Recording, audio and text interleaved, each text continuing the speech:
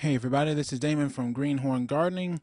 Let's talk about composting. I ran into a question the other day about composting for first timers. Someone was wanting to know what they should do, and they'd been reading about all these greens and browns and this and that and the other. And it can be kind of confusing. There's a lot of information out there. And here's what compost is: it's organic matter. You see this grass here? You see these leaves? When they die, when they fully compose, they're gonna when they fully decompose, they're gonna look like this. If you were to die and go out in the middle of the woods, eventually, over the course of time, your body is gonna look like this stuff. It's just you can't. It's almost indistinguishable from dirt, from ashes to ashes, from dust to dust. That's the process. Now, this is a in-ground bed that I had. It's just almost all nothing but sand, and I had some compost that I put on top of it. Now, here's an old compost pile that I had. I know for those of you who are first-time gardeners or first-time composters, you've probably heard about greens and browns. Okay, well, you see green, this is brown, and you mix it all up, and depending on whose ratio you use, you can. They say, oh, you can pile it up big enough, you can have compost in 2 weeks, but let me tell you, that involves a lot of work, a lot of back-breaking work. You got to be turning that thing all the time.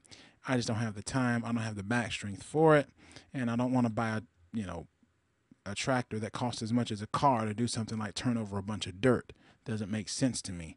So, how do you compost in a way that gets the job done? It helps you understand composting as need be for your garden and get it done to save time and save energy and save effort and all that. And you're doing it for the first time. And this is my compost pile that I had. I call it Mount Arugula. As you can see, this is a piece of arugula. Believe it or not, it never would die. This pile sat here for about a year and did nothing. I mean, it just didn't break down. There was I had a lot of green in there.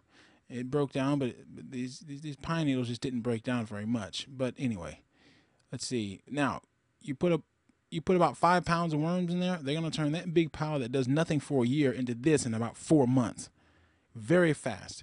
So now this is a little bit.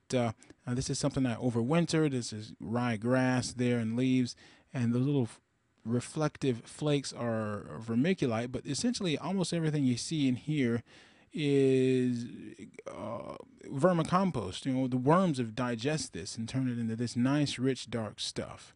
That's what they do. And if you're a first-time composter, I would highly recommend that you start worm composting, because the worms are gonna kind of introduce you more to these ecological systems that are in place, and they're going to be doing this stuff for you. Get about 5 pounds, dump them into a regular cold kind of compost pile, and they're going to convert that stuff into stuff you can use very, very quickly. So anyway, if you want more tips and tricks on organic gardening, come to greenhorngardening.com/claim. Get your free ebook. Grow them big. See you on the other side.